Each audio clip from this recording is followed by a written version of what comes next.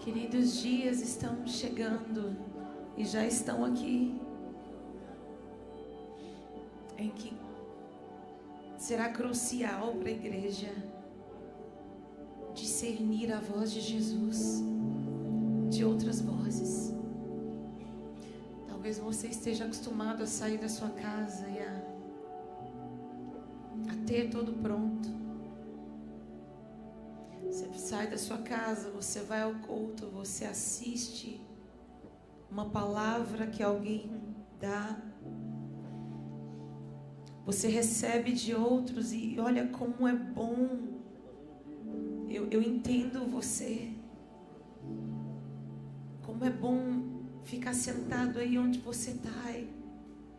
Talvez em pé aí onde você está aí atrás. Como é bom receber de outros. E isso faz parte da nossa vida como igreja. Mas eu vou te dizer uma coisa, que o sinal de maturidade, mesmo num ser humano, o maior sinal de maturidade que existe é quando um ser humano aprende a se alimentar sozinho, comer sozinho. E mais do que isso, é quando a pessoa aprende a fazer a sua própria comida, preparar sua própria comida. E queridos, eu acredito que Jesus vem buscar uma noiva madura, uma noiva que atingiu a maturidade. E o que eu sei pelo Espírito nesses dias é que a igreja brasileira teve sim um crescimento muito grande. É incrível isso e absolutamente maravilhoso. Mas eu sei nesses dias que o Espírito de Deus deseja levar a igreja brasileira a um lugar de maturidade. E maturidade significa deixar de comer miojo. Me perdoe os fãs de miojo. Nada contra. Mas sabe aquele macarrãozinho no pacotinho que você coloca dentro da água fervendo e em 5 minutos ele está pronto e aquilo é uma coisa rápida? Ou aquele fast food que você entra numa fila e sai pronto do outro lado para você? É muito diferente de quando você vai para sua casa, para sua cozinha. Quem me conhece sabe que eu gosto muito de cozinha. Faço comida a semana inteira em casa. E é tão diferente quando você prepara a sua própria comida em casa. Você dá trabalho, você precisa pegar os legumes, cortar. Você pega a cebola, corta. Você pega o alho, corta miudinho. Agora tem umas maquininhas que facilitam a vida da gente, né? Você pega a carne ou o frango, ou o que seja, descongela. E aí você vai pensar em como vai preparar. E você coloca o tempero. Você pinga o limãozinho. É um processo grande. As minhas meninas estão estudando de tarde. E eu preciso começar a fazer meu almoço às 10 da manhã para elas estarem livres a partir de meio-dia em ponto para almoçar e sair para a aula. Dá trabalho cozinhar em casa. Preparar a sua própria comida dá trabalho. Mas deixa eu te falar. Você para de depender de fast food. A sua saúde fica muito melhor. Vai, fica a dica, tá? Sua saúde fica muito melhor. E queridos, a gente vive num tempo onde espiritualmente é exatamente a mesma coisa. A gente tem um cardápio de internet, de mensagens, de pastores e pregadores, e tem de tudo, de todos os temas, de todas as coisas. Mas eu quero te dizer uma coisa, que nenhuma palavra que você receber. E aliás, tem muita comida estragada sendo dada nas redes sociais, na internet. Queridos, está chegando o tempo de você produzir o seu próprio alimento espiritual em casa. Está chegando o tempo de você comer da palavra de Jesus.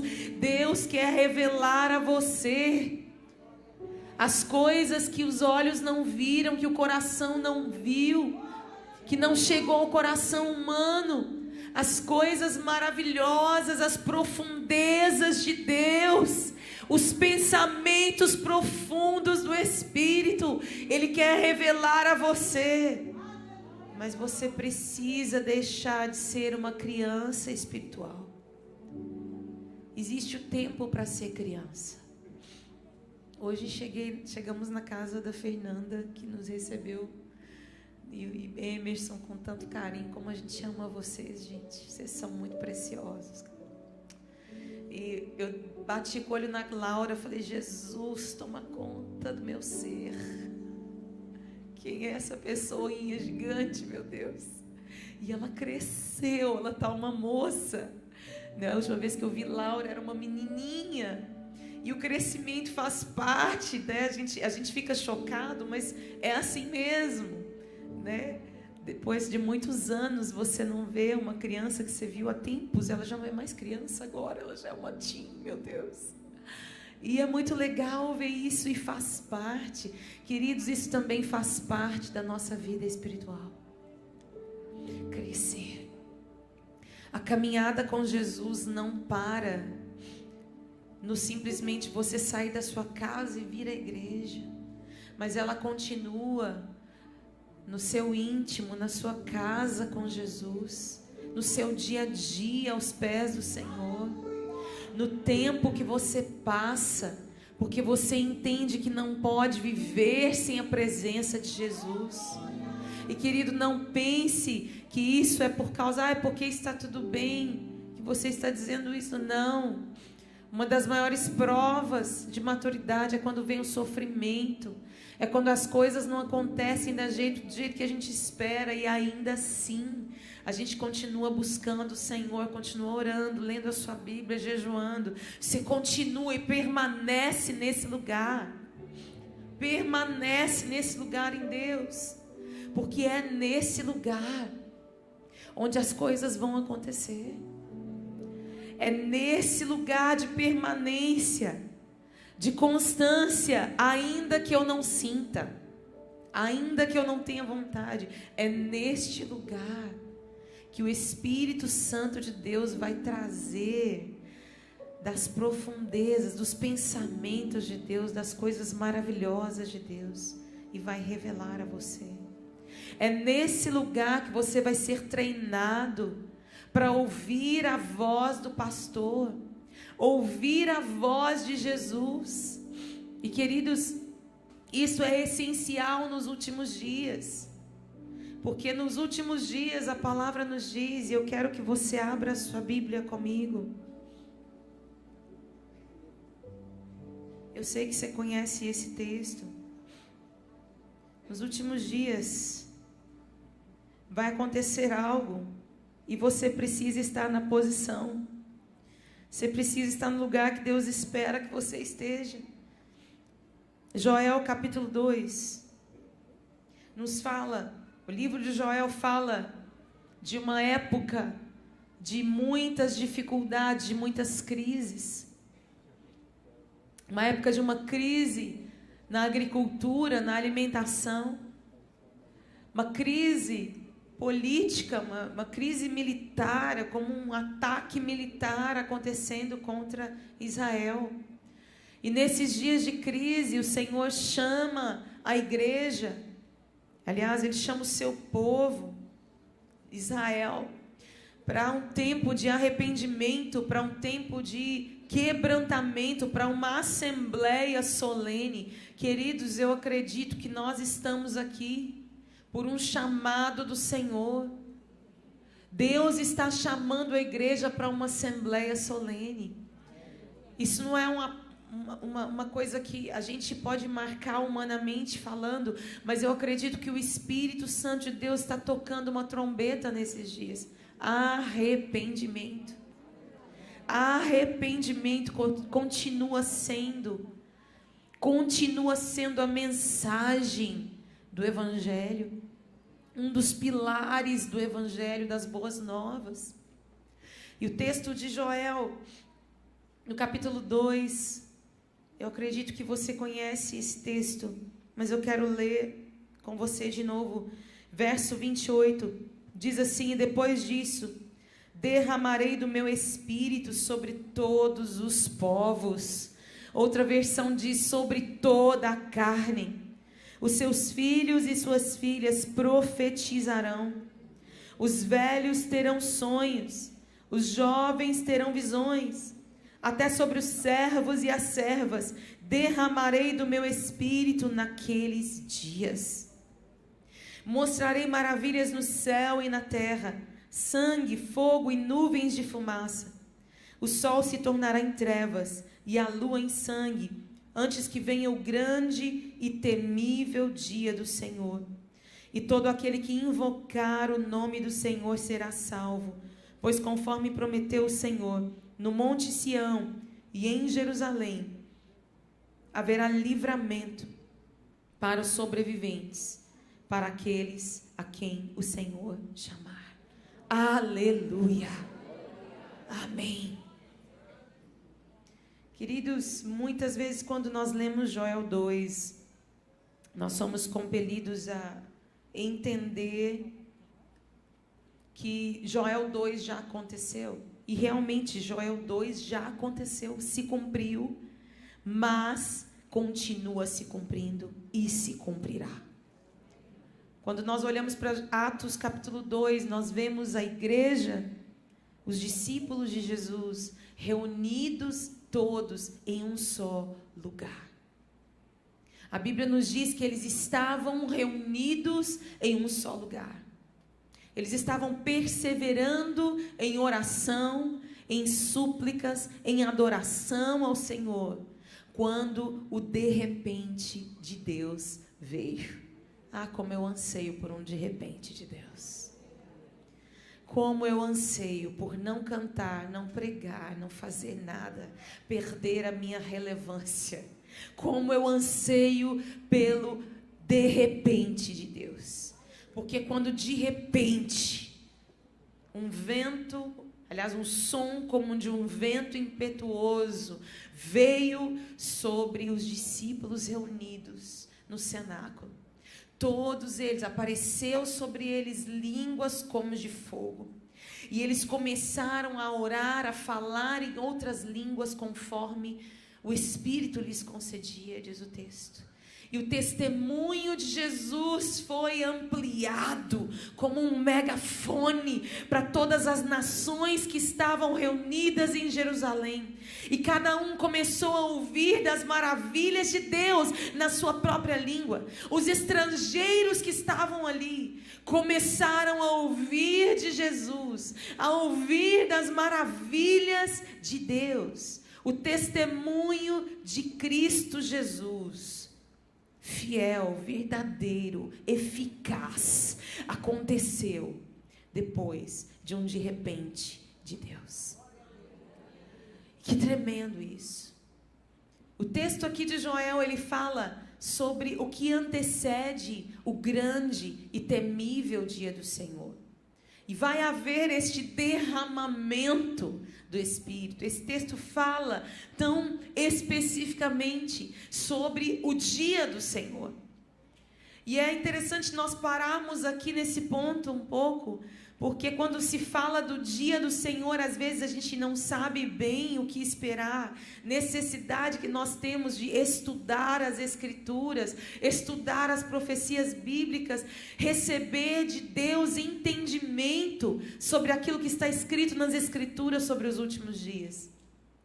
E eu quero, querido, que você leia em casa Mateus capítulos 24, 25, Lucas capítulo 21, Daniel. Existe vida além da cova dos leões, tá, gente?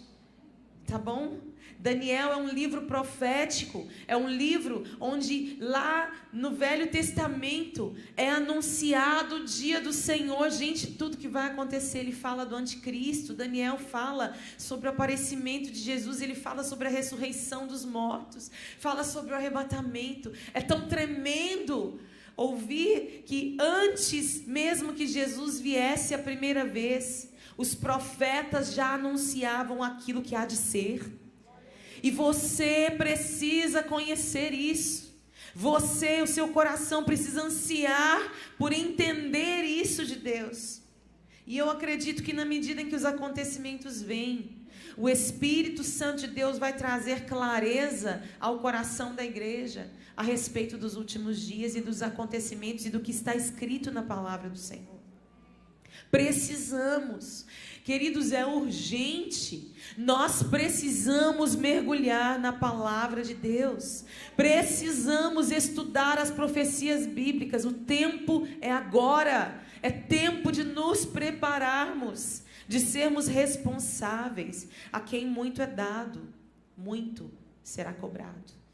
A gente tem 500 modelos de Bíblias em casa. Eu acho que eu ganho uma Bíblia a cada semana quase. Gente, a nossa responsabilidade é muito grande. O Brasil tem recebido muito de Deus. O que é como nós temos nos preparado. Como é que você tem se preparado para os últimos dias?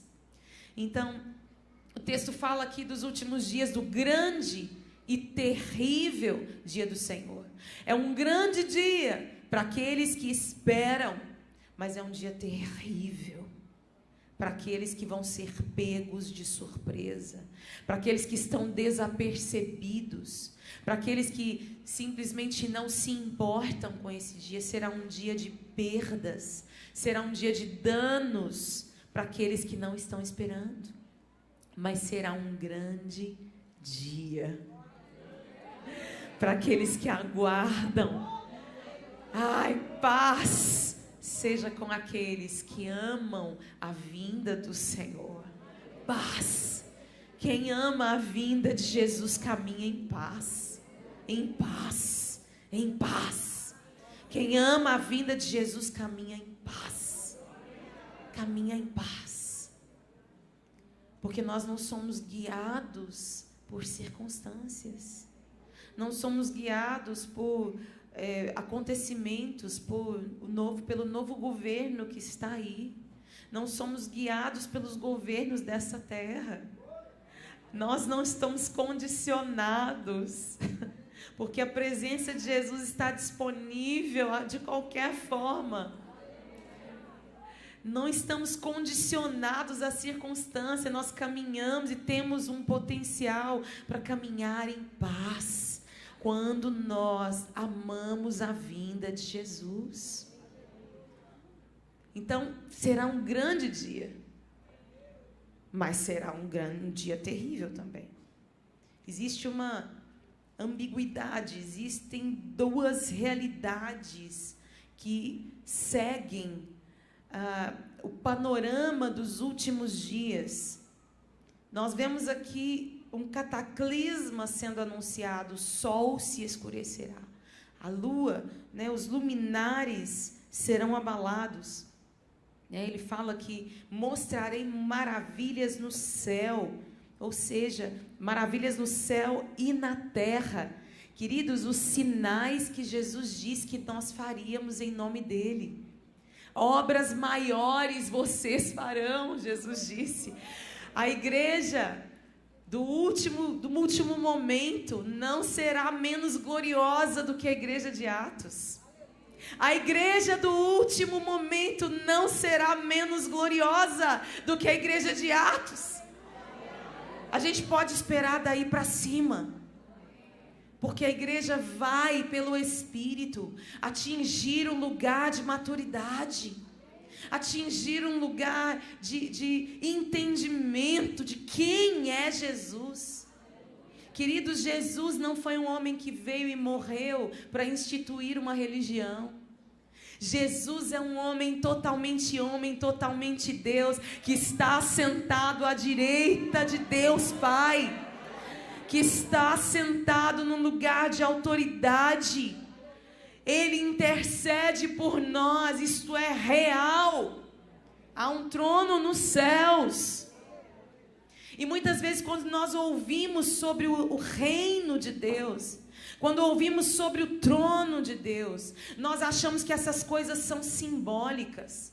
Quando ouvimos sobre o milênio, quando ouvimos sobre coisas concernentes à vinda de Jesus, Há um abalo das nações. Nós achamos que essas coisas são simbólicas, que o reino é simbólico. Não! O reino de Jesus é muito real. E ele vai descer sobre a terra. E se isso não anima o seu coração, eu não sei mais o que anima o seu coração. Porque isso me faz querer subir pelas paredes de alegria. O reino de Jesus vai descer sobre a terra. E é uma realidade, não é algo etéreo. O reino de Deus não é uma sensação. O reino de Deus não é um arrepio. É um reino literal que vai descer sobre a terra. Apocalipse, capítulo 21. Nós vemos a Nova Jerusalém, a cidade de Deus, o quartel-general, de onde Jesus vai reinar sobre as nações, vai descer dos céus. Gente, isso é lindo demais. Isso é grandioso demais para ficar encostado na sua Bíblia. Você precisa, eu preciso, nós precisamos viver por este reino, porque este reino é real. E Jesus nos fala, né? A palavra do Senhor nos fala em Joel, que vão haver, Deus vai fazer maravilhas nos céus e na terra. As maravilhas de Deus sendo feitas nos céus e na terra, através do seu povo. Jesus, em Mateus capítulo 24, nos fala de que as dores vão se intensificar. Ele fala como se houvesse uma similaridade com uma mulher para ter um bebê. Quantas aqui são mães? Quantas mulheres são mães? Lembra do dia do parto? Jesus, amado e santo. Lembra? Pois é. Eu lembro bem. Fiquei grávida de gêmeos. Minhas meninas já estão com 10 anos. E foi uma vez só, gente. Glória, aleluia. Eu queria mais, mas não deu tempo. Mas eu me lembro bem das contrações. Quando a minha barriga endurecia toda e era uma pressão. Comecei a ter contrações desde o 6º mês de gestação. E eram ensaios, né? A médica me explicou, Nívia, são ensaios. São ensaios. Eu acho lindo demais. São ensaios. Para que o neném nasça. Né? O corpo está se preparando. Como é que esse menino vai sair daqui? Está se preparando. Né? A musculatura está treinando, está ensaiando para o dia do parto, para ter força para empurrar esse neném para fora.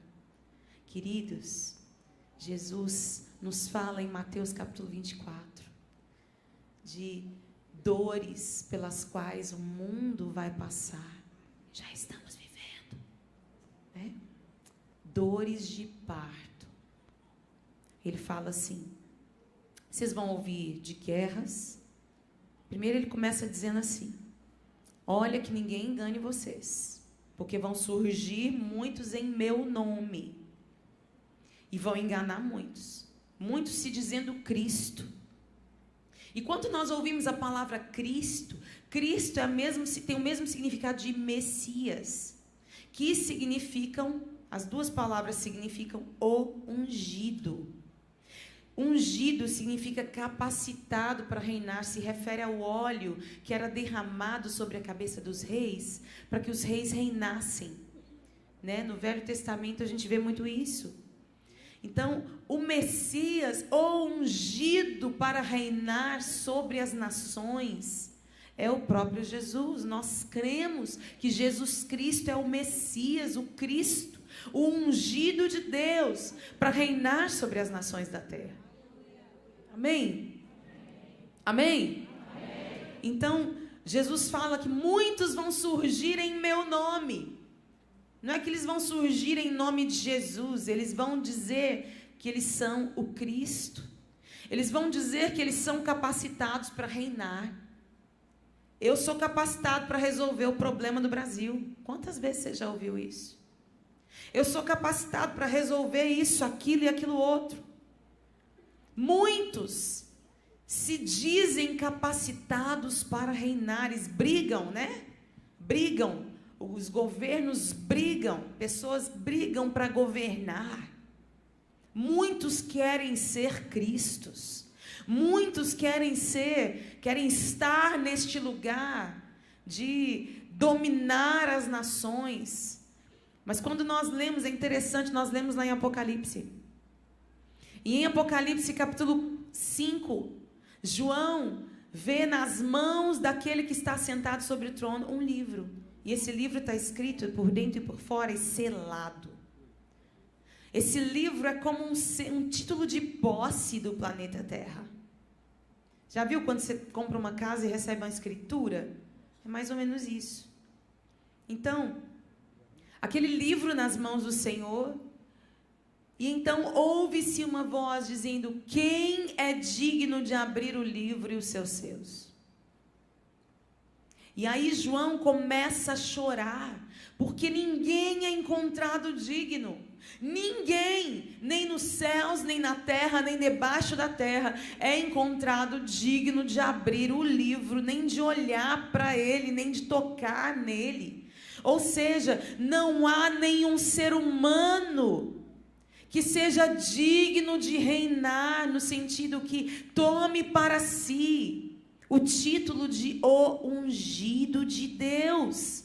Não há nenhum ser humano que possa reinar, resolver o caos que está o planeta Terra, por mais intelecto e inteligência que alguém tenha. Não somos capazes de resolver o problema do mundo. Não somos capazes de erradicar o problema da pobreza. Nenhum ser humano é capaz de reinar sem se corromper. Porque o pecado é um problema sério na vida do ser humano. E quando o ser humano vê poder, ele se corrompe. É tão difícil. Mas, queridos, uma voz se ouve e diz para João: João, não chora, porque o leão da tribo de Judá, a raiz de Davi, venceu, e ele é digno de abrir o livro e os seus selos. Ele é digno de reinar. Gente, e a coisa mais tremenda depois é que aparece não um leão, no meio do trono aparece um cordeiro, manso, humilde de coração. O homem mais humilde que já pisou sobre a face da terra é quem vai reinar sobre ela. Pensa nisso. Jesus vai derrotar os seus inimigos sem soberba no coração. Jesus vai matar o anticristo sem ódio, sem soberba no seu coração, sem sentimento de altivez pecaminoso dos seres humanos. Queridos, Jesus vai reinar sobre a terra. Ele é o ungido de Deus. E Jesus nos fala sobre esses dias. Nossa, que parêntese gigante, né? Vamos voltar lá para Mateus 24. Então Jesus começa a falar sobre essas dores. E essas dores começam exatamente com essa movimentação de falsos cristos. E elas vão se desenvolvendo. E Jesus fala: vocês vão ouvir de guerras. Vocês vão ouvir de rumores de guerras. Vocês vão ouvir de conflitos. Nação contra nação, reino contra reino. Vocês vão ouvir de etnia contra etnia. Não sei se isso parece com alguma coisa que você está lembrando aí agora, né? Essas guerras entre raças, guerras raciais, vocês vão ouvir disso. Não se assustem, porque é só o princípio das dores. Cutuca quem está do seu lado. Não se assuste, não tenha medo. É só o começo, é só o princípio das dores. E aí Jesus fala sobre perseguição. E ele fala sobre um desenrolar de eventos. E no meio disso, ele fala do amor se esfriando, por se multiplicar a maldade. Mas ele diz assim: aquele que perseverar até o fim será salvo. Nós somos chamados, como igreja, a perseverar até o fim. Como nós vamos perseverar até o fim? Se nós não conhecemos com o que nós estamos lidando. É necessário apenas aquele que conhece as Escrituras, que tem comunhão com o Espírito, vai entender quando os acontecimentos começarem a se desenrolar. Queridos, existem 2 panoramas das maravilhas de Deus no céu e na terra, sinais e maravilhas. E ele vai dizer também sangue, fogo e nuvens de fumaça. Ou seja, nós vamos ver coisas que produzem isso, sangue, fogo e nuvens de fumaça. Está falando de guerras aqui. Está falando de conflitos sérios. E aí ele fala, por fim, que o sol vai se tornar em trevas, a lua em sangue, antes que venha o grande e temível dia do Senhor. As pessoas vão entrar em pânico. Pensa nas nações, gente. Pensa no caos das nações. Diante de guerras, diante de aquilo que as guerras produzem. Os juízos de Deus, né? A grande tribulação, nada mais é do que os juízos de Deus sendo derramados sobre a terra, sobre o anticristo e sobre aqueles que o adoram. Os juízos de Deus. Mas assim como Israel estava no Egito, lembra lá de Êxodo? Quando Israel estava no Egito, e Deus fala, vou mandar 10 pragas sobre o Egito. Israel estava numa cidade chamada Gósen. E as pragas caíram sobre todo o Egito. Mas sobre Gósen não aconteceu nada. O povo de Deus estava guardado. Guardado. O Senhor vai guardar aqueles que são dele. Assim como Satanás vai querer selar aqueles que são dele com a marca da besta. Nós não sabemos qual é e nem nos cabe querer especular o que é. Mas tem a ver com adoração. Exigência de adorar alguém que não é Jesus. Para poder comprar e vender. Assim como Satanás vai querer marcar os que são dele, nós somos marcados pelo Espírito. O Espírito Santo é o selo de Deus em nós. Que nos coloca neste lugar de proteção do Senhor. Ainda que haja perseguição e martírio, nós vamos estar guardados e não vamos sofrer os juízos de Deus sobre as nações. E queridos, assim como João Batista foi levantado antes que Jesus se manifestasse. Isaías capítulo 40 nos fala sobre João. 600 anos antes, eu acho. Me corrija aí se eu estiver errada, teólogos. É isso mesmo? Tá. Uns 600 anos antes, Isaías escreve: voz daquele que clama no deserto. Prepare o caminho do Senhor, endireite as suas veredas.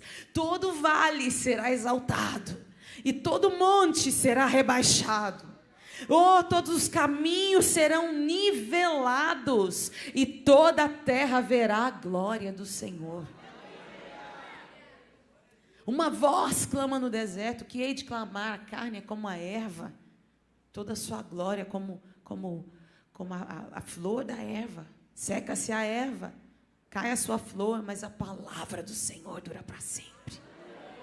Gente, João surge no deserto. João, a personificação da profecia, surge pregando no deserto. E a mensagem de João, antes que venha o dia do Senhor, é: arrependei-vos, porque é chegado o reino dos céus. Queridos, tem muita mensagem bonitinha sendo pregada nos nossos dias. Muita mensagem que massageia o ego, que faz bem para a alma, que diz para você que você é bonitinho, fofinho, lindinho. Né? Mas vou te falar que a mensagem das boas novas é: arrependei-vos, porque é chegado o reino dos céus. As boas notícias são que eu não preciso viver separado de Deus. Vai vir um reino, vai vir um rei desse reino, e esse reino é justo, esse rei é justo, esse rei é santo. E para entrar nesse reino precisa crer nesse rei, precisa ser lavado com o sangue desse rei, que deu a sua vida para que nós tivéssemos vida eterna. A mensagem central do evangelho, o evangelho do reino, não é qualquer evangelho. O evangelho do reino, disse Jesus, será pregado a todas as nações e então virá o fim. Queridos, isso nos traz uma responsabilidade. Porque nos últimos dias, antes que venha o Senhor Jesus, e essa promessa está em Malaquias capítulo 4, ele vai dizer assim, que nos últimos dias, eu gosto quando um texto começa nos últimos dias, você já fica pronta, né? E Malaquias vai dizer: nos últimos dias, eu vou enviar o profeta Elias, e ele vai reconciliar o coração dos pais aos evangelhos. Lá, se não me engano, Mateus capítulo 11, Jesus fala sobre João Batista. E Jesus então confirma que João era o Elias que havia de vir, que preparou o caminho, que veio produzir reconciliação. Jesus diz isso. Jesus então ele diz: Elias já veio e fizeram tudo o que quiseram com ele, mas Elias virá e reconciliará todas as coisas. Queridos, existe uma promessa, uma profecia que se cumpriu, mas que se cumprirá. Assim como a profecia de Joel se cumpriu e se cumprirá, a profecia de Malaquias se cumpriu e se cumprirá.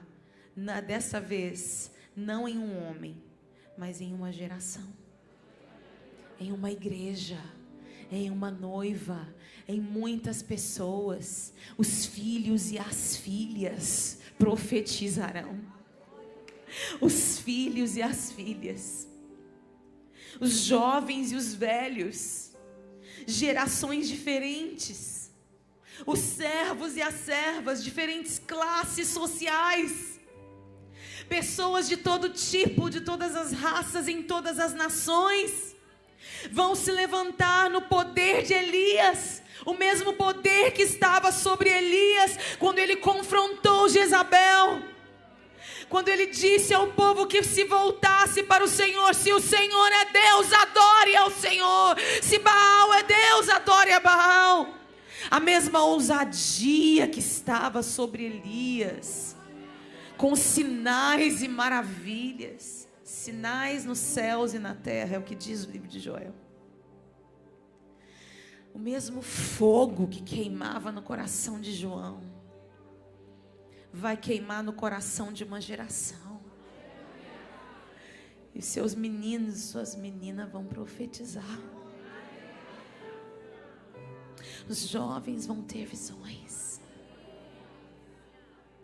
Os velhos vão ter sonhos. Aqueles que uma vez estiveram sem esperança vão olhar para frente e vão ter visões de Deus sobre o futuro. A visão vai ser restaurada na igreja. O ministério profético, a movimentação profética será assertiva, grandiosa nos últimos tempos. Queridos, como eu anseio por esses dias, serão dias difíceis, mas serão dias de glória. glória de Deus sobre a terra. Porque a terra se encherá do conhecimento da glória do Senhor, como as águas cobrem o mar. Uma característica de João Batista, para encerrar, é que João foi chamado, teve o seu nascimento profetizado, falado por um anjo. E o anjo dá instruções para Zacarias e ele diz: olha, ele vai ser nazireu desde o ventre. E o nazireado era um voto que era feito com Deus. E esse voto não podia cortar cabelo, não podia chegar perto de corpo morto, não podia beber vinho. Ou seja, o cara era todo estranho, né? Era um voto que era feito ou por determinado tempo ou pela vida. E uma das características de João é que João era nazireu. João era um cara separado. Você olhava para um nazireu, você sabia que ele era nazireu. As pessoas olham para você, elas sabem que você é cristão.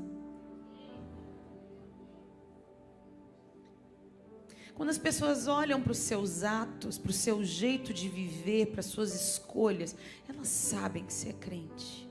Elas sabem que você crê em Jesus. Quando as pessoas olham para o seu jeito de se vestir, de falar, de lidar com as situações, elas sabem que você é separado, selado pelo Espírito. Nazireus. Deus vai levantar uma geração de nazireus. Uma igreja santificada. Aquele que tem essa esperança, a Bíblia diz, aquele que tem nele esta esperança. Qual a esperança? Da volta de Jesus. Santifica-se a si mesmo. Existe um papel do Espírito Santo em me santificar, mas existe um papel que é meu, de escolher. Afinal de contas, eu não sou uma marionete, nem você, certo? Nós precisamos escolher. A santificação também é uma obra do Espírito, mas também é uma escolha minha e sua. Querido, santifica seus olhos, santifica seus ouvidos. Eu não quero trazer peso sobre você de jeito nenhum, porque eu acredito que o Espírito de Deus nos fala das renúncias que a gente precisa fazer. Gente, João renunciou muita coisa. E ele viveu a vida inteira no deserto. Que coisa peculiar. João viveu no deserto uma vida simples. Ele comia gafanhotos e mel. Gafanhoto era um bicho que se achava com frequência, né? E mel. Ou seja, ele não se alimentava daquilo que era produzido na cidade. Ele comia daquilo que ele encontrava no deserto. Ele ia atrás desse alimento. Queridos, é tempo de comer daquilo que Jesus quer nos dar. Jesus falou uma coisa: a minha comida é fazer a vontade do meu Pai. O que é que alimenta você? O entretenimento te alimenta? Você já assistiu um filme? E aí quando você acaba de assistir aquele filme, te dá uma sensação de vazio. Fala, ai, coisa chata. Perdi meu tempo. Porque aquilo já não te alimenta mais. Eu não estou dizendo para você parar de assistir filme. Eu assisto filme, tá? Mas estou dizendo o seguinte, que as coisas não nos roubem do melhor. Que as coisas não nos roubem do ouvir a voz de Jesus e estar com Ele. Que as coisas deste mundo não nos roubem da presença de Jesus. O que é que te alimenta a alma? Você está sendo alimentado pelas notícias da internet? Você está sendo alimentado por formadores de opinião? Por teoria de conspiração? Você está sendo alimentado pelo quê? O que é que está alimentando você? Pela pornografia? O que é que alimenta você? Porque o alimento do nazireu, ele é um alimento diferente, ele é trazido por Deus. É trazido por Deus. Gafanhotos e mel é algo trazido por Deus. Queridos, João teve aproximadamente 6 meses de ministério público. Mas ele viveu antes disso 30 anos no deserto. 30 anos. E ele não foi procurar os púlpitos das grandes, de Jerusalém. Ele não foi até o templo para pregar. Ele não foi até as sinagogas quando ele fez 30 anos. Não. João continuou fazendo no deserto o que ele sempre fez, amando e servindo a Deus como um sacerdote que ele era. João continuou amando ao Senhor, servindo ao Senhor, quando as multidões começaram a chegar. E as multidões vinham de toda parte da Judéia ao deserto. Sabe por quê? Porque a palavra do Senhor, a despeito de toda a parafernália do templo naqueles dias, que aliás estava em corrupção profunda, a palavra do Senhor foi a João no deserto. E o deserto de João nos fala sobre um lugar de comunhão com o Senhor. Nos fala sobre um secreto com Deus, que nós não precisamos deixar. Tudo que Deus vai fazer através da sua vida, Ele vai fazer enquanto você insiste em estar no deserto da comunhão com Ele. O deserto da comunhão com Deus te livra dos falsos profetas, te livra de falsos mestres, te livra de falsos cristos, porque as ovelhas de Jesus ouvem a voz dele. Queridos, Deus vai levantar um povo nos últimos tempos, isso também em meio a muita apostasia, gente pregando o que quer para satisfazer sua própria vontade, sua própria carne, mestres segundo a sua própria concupiscência. No meio disso, Deus vai levantar gente, ovelhas que vão ouvir a voz dele. Jesus falou: as minhas ovelhas ouvem a minha voz. Elas não ouvem a voz do estranho. Elas não se deslumbram com a voz do estranho. O estranho pode estar bonitão, falando alto. Não se deslumbra com a voz do estranho, porque não é a voz do meu pastor. Não é a voz do pastor. E se não é a voz do pastor, eu não me movo. João passou 30 anos no deserto, nutrindo a comunhão com o Senhor, nutrindo a comunhão com Deus, se treinando para ouvir a voz do Senhor e para saber ao certo quem era o Messias. João não teve dúvidas em declarar sobre Jesus: eis o Cordeiro de Deus que tira o pecado do mundo. João não teve dúvidas quando ele declarou isso, porque ele aprendeu a ouvir a voz de Deus no deserto. Ele aprendeu a depender do Espírito Santo no deserto. Queridos, Deus quer nos levar ao deserto da comunhão com Ele, ao deserto da intimidade com Deus. Muitos dos problemas emocionais que nós temos, problemas que temos no nosso físico, mesmo enfermidades, são causados porque nós não paramos no deserto da comunhão com o Senhor. E o Espírito que habita em nós tem ciúmes de nós. Tem ciúmes de nós. O Espírito Santo de Deus, queridos, nos últimos dias, vai cair sobre toda uma geração. Os filhos, as filhas, os pais, as mulheres, os homens, os velhos, os jovens, os servos, as servas, grandes e pequenos. Vai haver salvação. Vai haver muita salvação, vai haver grande colheita. Vai haver grande maravilha feita através da igreja, grande comunhão. Talvez você esteja olhando para mim dizendo: isso é utopia, Nívia, você está louca. A palavra do Senhor assim o diz. Querido, talvez você esteja desapontado, decepcionado com a igreja. Pois eu vou te dizer que a igreja não é uma instituição humana, não é um CNPJ. A igreja é um organismo vivo de homens e mulheres, que por mais que o joio cresça no meio do trigo, estes homens e mulheres permanecem e permanecerão íntegros até o fim. Jesus vai levar para ele uma noiva santa, sem mácula, sem ruga. Ele comprou para Deus, povos de todas as línguas, tribos, nações e raças. E eles reinarão com ele sobre a terra. Reinaremos com Jesus sobre a terra. E existe um posicionamento. Fique de pé no seu lugar. Há um posicionamento que o Espírito de Deus espera de nós nesses tempos.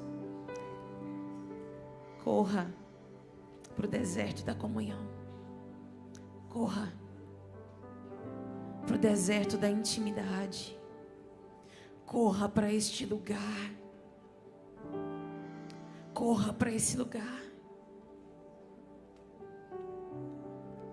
Não deixe a comunhão dos santos. A Bíblia nos diz que enquanto os discípulos perseveravam, não sei quantos, acho que eram, não sei, eu tenho medo de falar número e errar, mas eram muitos que estavam presentes quando Jesus ressuscitou e pregou a eles. Jesus ficou com eles durante 40 dias, com os discípulos e mais, era mais do que os 12, era muita gente. E Jesus falou com eles: fiquem em Jerusalém até que do alto vocês sejam revestidos de poder. Ou seja, não saiam desse lugar. Mas no dia em que o Espírito veio, tinha quantos? 120? Acho que era 120. Era pouca gente.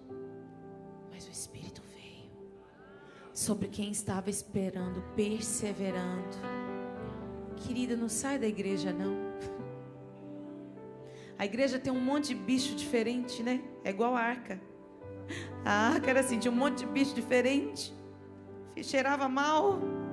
Ou encrenca. Mas lá fora tinha morte. Aqui dentro tinha vida. Persevere. Persevere. Persevere na igreja, na comunhão dos santos. Persevere. Persevere no lugar de oração, de jejum, de adoração, de clamor. Persevere neste lugar. Continue neste lugar. O deserto da comunhão é o lugar onde o de repente de Deus vai acontecer. E toda a terra vai ver. Toda a terra vai ver. Vai tomar conhecimento da glória do Senhor.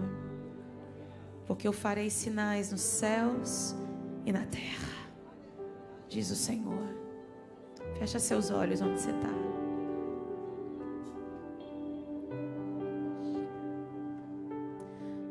Pai querido, nós nos apresentamos diante de Ti, Jesus, nessa noite. Como igreja, como povo Teu. Nós oramos, Senhor, porque o Senhor venha com o Teu Espírito alinhar o nosso coração. Que o Senhor venha reposicionar o nosso coração, Senhor. Que todo vale seja exaltado. Que todo monte seja rebaixado. Que não haja em nós autopiedade. Que não haja em nós soberba. Estejamos nivelados, Senhor, santificados pelo Senhor. Ajuda-nos, Deus, a fazer a tua vontade. Espírito Santo, aplana os caminhos em nós. Endireita as nossas veredas, endireita os nossos caminhos, Senhor.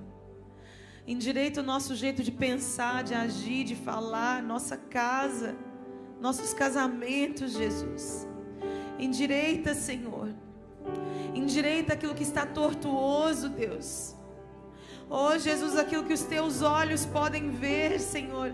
Ver se há em nós algum caminho mau e guia-nos pelo caminho que é eterno. Guia-nos pelo caminho que é eterno. Querido, levante as suas mãos ao Senhor. Eu não vou chamar você aqui à frente, que nós temos pouco espaço. Mas eu queria que você, que precisa hoje abandonar coisas no altar de Jesus, levanta a sua mão onde você está. Fecha os seus olhos e deixa o Espírito de Deus tocar você nessa hora. Deixa o Espírito Santo tocar você nessa hora. Derrame da presença do Senhor tudo que te rouba. Abra mão nessa noite, tudo que te rouba da comunhão com Jesus. Queremos estar prontos, Senhor. Queremos estar posicionados, Senhor. Queremos aguardar pacientemente, Senhor, as chuvas do Teu Espírito. Encontra-nos, ó Deus, encontra-nos, Senhor, com o coração disposto. Encontra-nos, Senhor Deus, com o coração quebrantado e contrito diante de Ti, Jesus. Encontra-nos, Senhor Deus, com os olhos fixos em Ti, Senhor. Não olhando para o lado, não olhando para as circunstâncias, mas olhando para Ti, o autor e consumador da nossa fé. Queremos olhar para Ti, Jesus. Por isso, vem nessa noite, Senhor. Traz renovo. Traz renovo. Levanta as suas mãos onde você está. Receba renovo do Espírito nessa noite. Receba renovo do Espírito Santo. Renovar dos dons espirituais nessa noite, os dons e o poder do Espírito nessa noite, em nome de Jesus, em nome de Jesus, em nome de Jesus.